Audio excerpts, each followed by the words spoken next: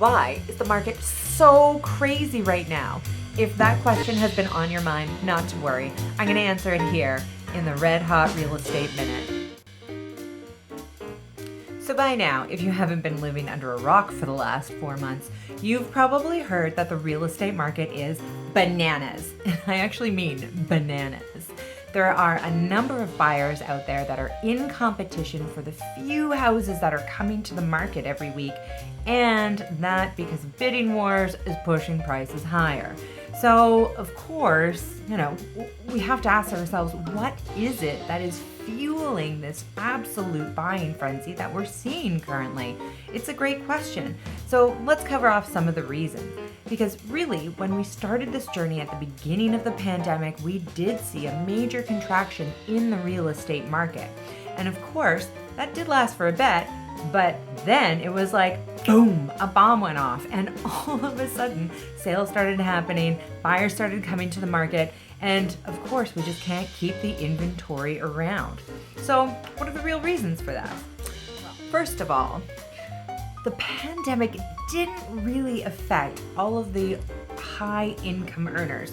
So those people, not only were they able to work remotely, they were able to save money, and that made sure that they had a little bit more money for their down payment or a little bit more equity in their properties. So those are the people who are really purchasing right now. Secondly, what happened with those high-income individuals is that when they packed up and went to work from home, they realized there wasn't enough space at all for them, their spouse, the kids, the dog, everybody packed into that one little space.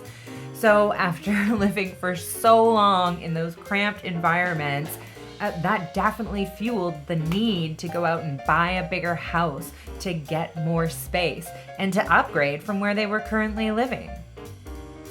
That brings me to the third point, low interest rates. Now, that's been a topic of conversation for the last couple of months because it is a huge driving factor. When individuals, families are able to borrow money so inexpensively, well, why not take advantage of it, right?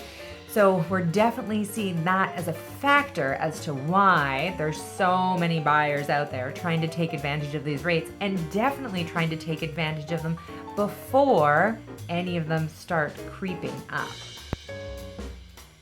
Then finally we come to 4, sellers. That's right. Sellers are still hyper cautious about putting their properties on the market. And who could blame them? The idea of running 30, 40, 50 groups of people through your property over a weekend to get it sold, I get how that could be a little bit overwhelming. Just think about it. Selling your home at the best of times can be a little bit stressful and a little overwhelming. But add a layer of pandemic in there, and I'm not surprised there's not more houses coming to the market. But what that ends up doing is for those one-offs that do come to the market, you've got those 30, 40, 50 sets of buyers who are all like, all eyes on that one property.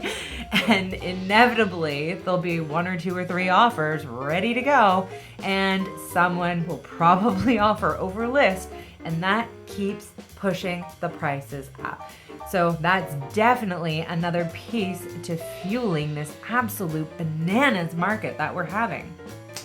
So all of this information is well and good, but what does it mean for you? Well, if you're looking to get into the market, it's good to know what the factors are that are driving and spurring the market on, so you can kind of make an informed decision about what you're doing.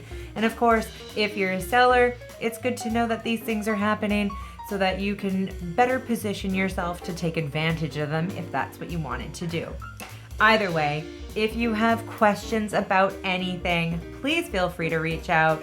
I'm always happy to answer any of them. Again, my name's Rhiannon Foster. This is your Red Hot Real Estate Minute.